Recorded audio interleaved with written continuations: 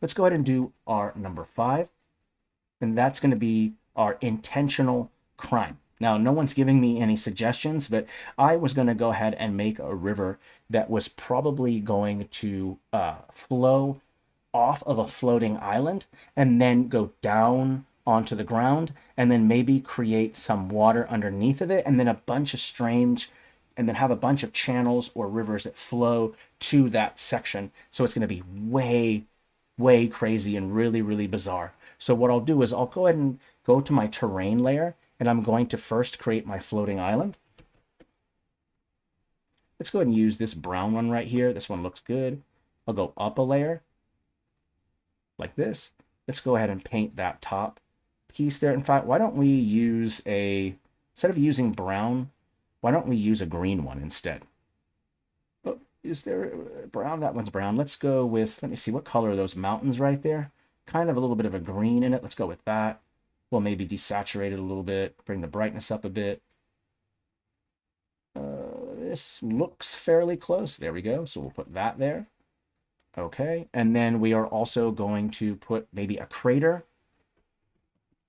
underneath of it, and then we'll fill that crater up with water. Let's take this down a layer. Let me just see which one works best. I think this one right here looks pretty good.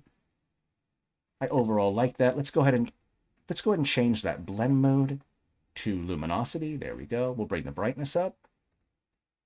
Bring the contrast down just a little bit. There we go. All right, that looks about right. Okay, what else do we want to do here? Let's also maybe push this up a little bit more. And I want the water to be flowing into the crater itself, so I'm going to have to bring the scale up like this. So let's bring that scale up. All right, now let me just put that size up. That sounds about right. That looks good. Okay, let's also paint the top of that as well. Let's choose a green texture. Make sure we're set to that land brush. Just going to go ahead and paint some green on top of here. And there are a couple ways that we could go about doing this. Like, what about a water source that is not natural? It's not coming from the mountains in some headwaters. It's not coming from a lake or a glacier. It's coming from a magical source. So why don't we create something that will kind of maybe represent like a water spirit or something? We could go over, I like this little swirl right here. That looks good. I'm seeing what other things that we have here. Maybe it's an eldritch creature of some kind that lives at the top. I'd like that idea as well. Why the eldritch creature is at the top of here, I don't know, but it's not a bad idea. Let's maybe have him facing this way. I like that. That looks good. Okay, let's go ahead and make sure that this is right here. Let's go ahead and push this up a little bit more, a little further up. There we go. If you don't like the eldritch horror, you can put something else there. There's a ton of things that we can do. Let's take a look at what other options that we have here. I am down with anything. If people have suggestions, let me know.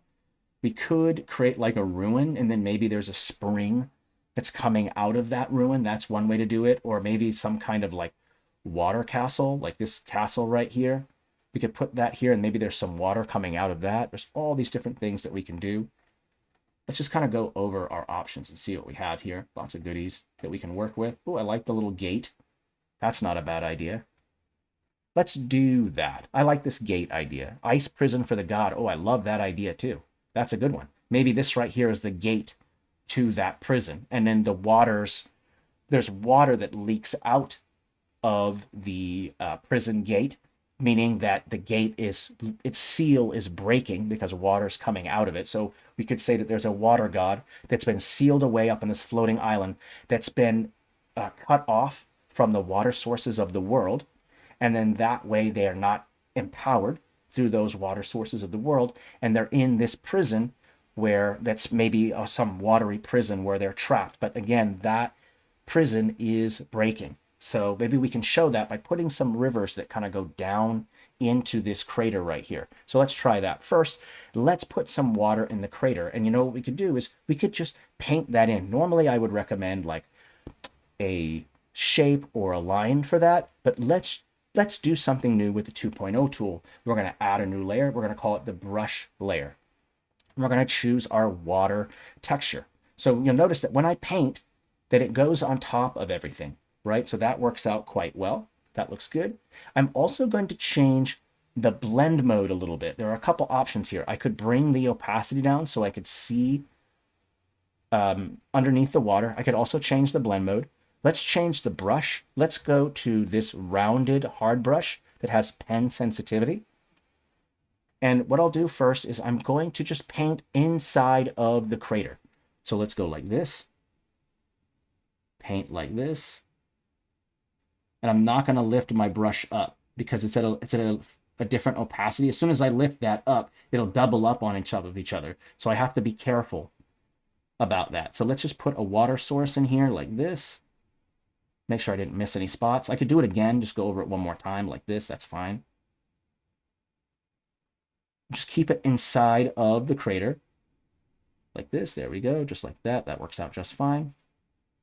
There we go. Let's go ahead and add another layer just right in the center there. The deeper it gets, the less translucent that it becomes, right?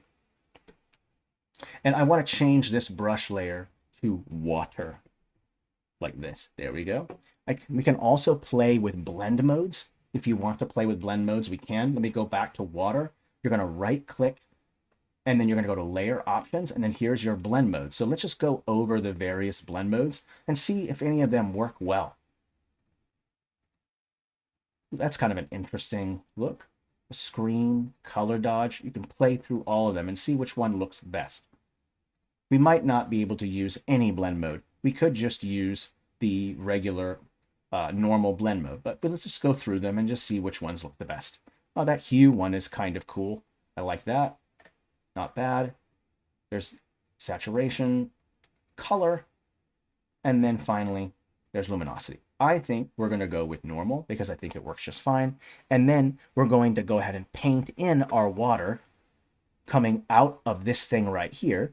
And what I'll do first is I'll start with a little bit of water right here, and I'm going to have it flow to right here, and then I'm going to go straight down into the water. And I'll do it again. Let's just do it a couple times. Have it flow, go down here, and then go straight down.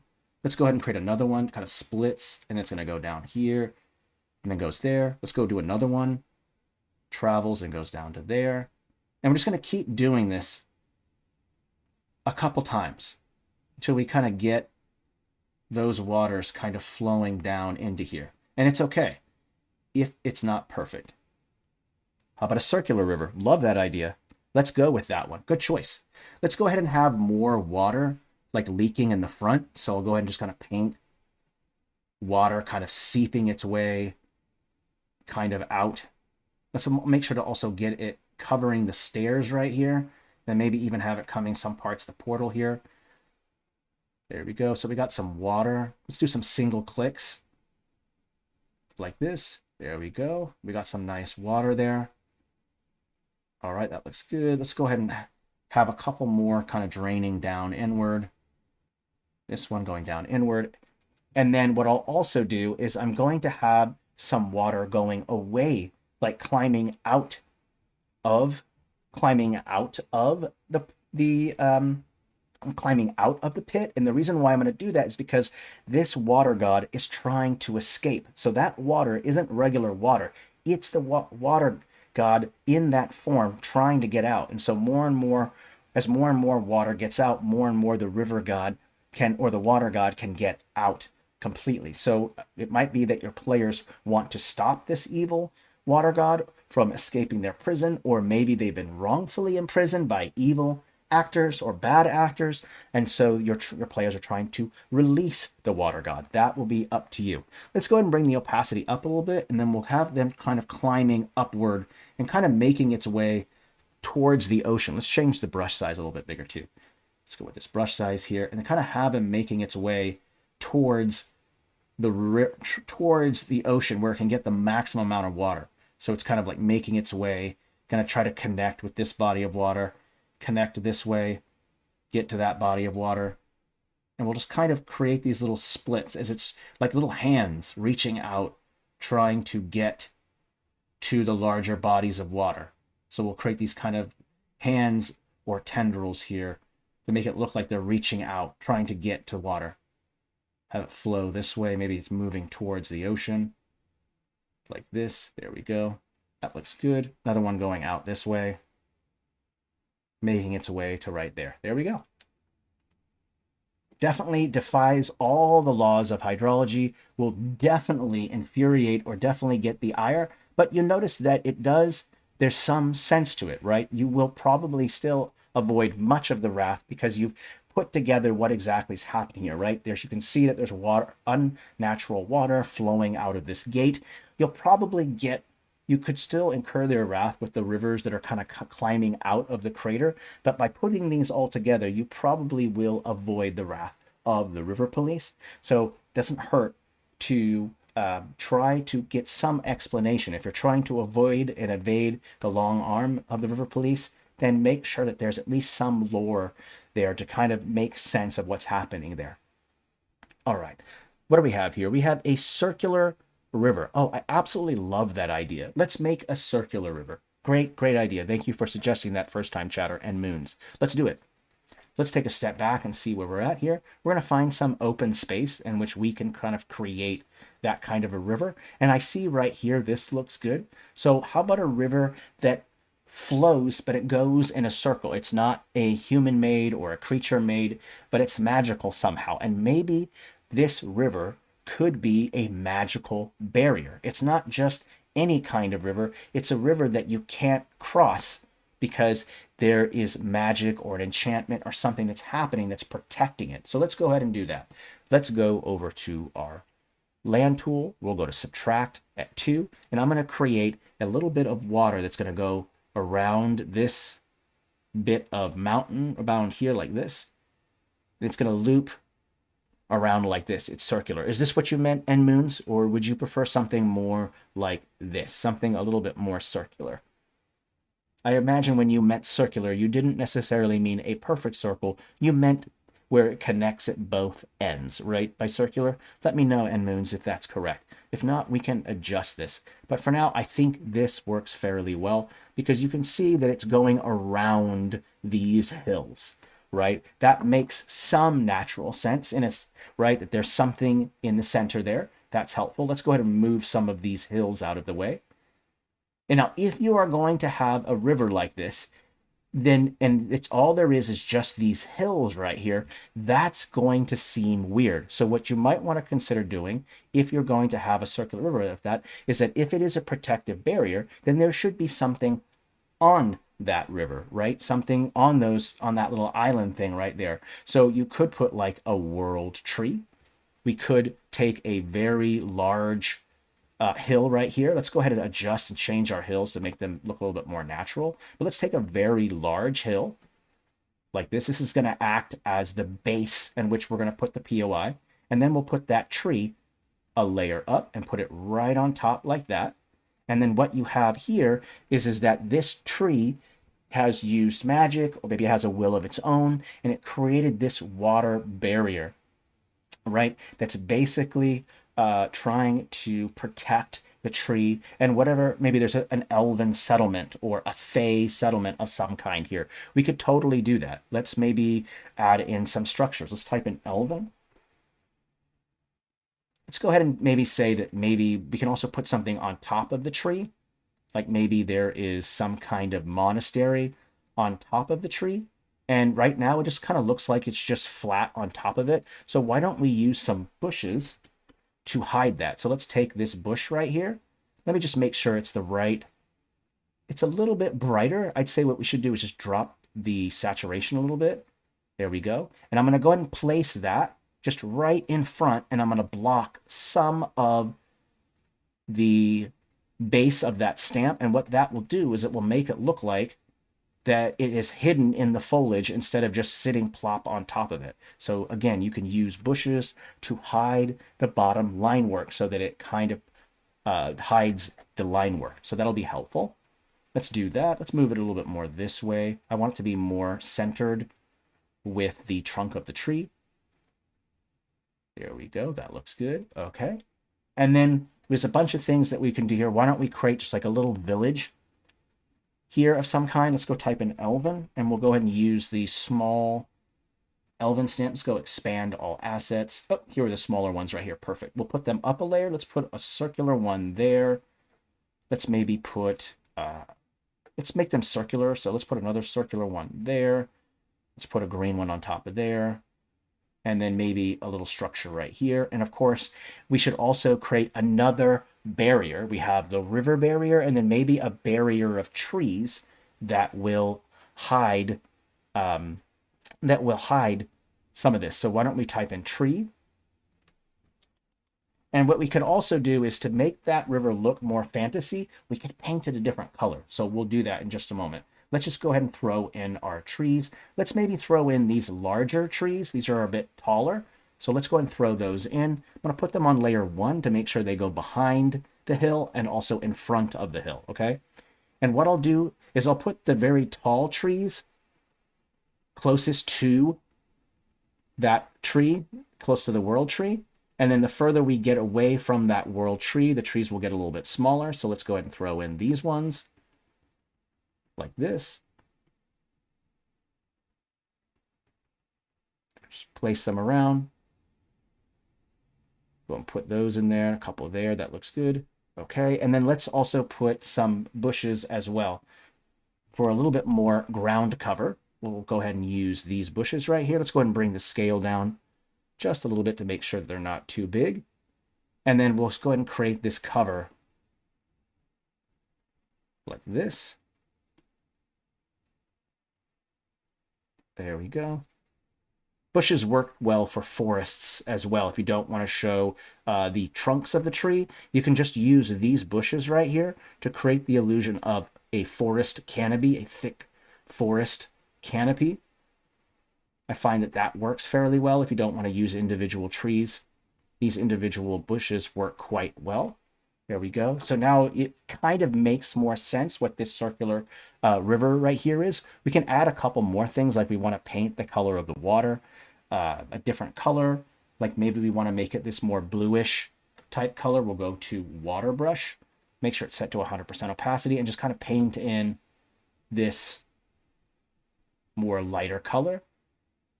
You can also throw down some light sources. Right now, you can't really tell that it is a magical river quite yet. So what you could do is you could add some things to the river to make it look magical. Why don't we just go step outside of the box a little bit and then use some fun textures from different styles, like our fantasy battle map style here. We'll wait for that to load, and then we'll look up these things called Fey lights. Let's go with this blue one looks good. Let's change that scale. And what I will do is I'll do a couple things. One, I'll paint these inside of the water itself to give it that glow. That's step one. And then the next step is I'll go back to my water brush layer so that this way when I paint on it, it'll be above the river as well. So I'm going to go ahead and just paint this nice line that just goes along the river here. And what this will represent is some kind of magical barrier. So when your river police look at this, they're going to say, oh, well, this river is not natural, but it's not natural for a reason. It seems to have magical elements. It seems to be surrounding like a wall, a magical wall around a location. And this will help to not incur the wrath of the river police. Because remember, what the river police really care about is following the laws of physics. Okay? And remember, you can decide whether or not you want to follow that advice or not. But if you want to avoid them, then make sure that there's some explanation to why your river is the way that it is. Okay? This way you don't have to kind of deal with those comments. And the truth is, when it comes to the river police, they're going to make comments whether you like it or not. They're going to make these comments, and that's okay. They have a right to their opinions, whether or not they want to tell you about something, and you have every right to completely ignore them, not follow the advice, or follow it if you feel it's good advice. Whatever you do, don't let it bring you down. It's your map, it's a fantasy map, and it really is sets on subjectivity, okay? So, but remember those rules, okay? That if every river is special, guess what? No river will be special. So what I try to do is that when the river police come gunning for my map, I go over their advice, I look at what it says, and I say, okay, well, what they say here makes sense, and this river that I made isn't particularly special in any way. It's just a regular river. You can then decide to follow that advice, and do the fix that they suggested. But if the river is a magical one and they didn't catch that it's magical, how would they know?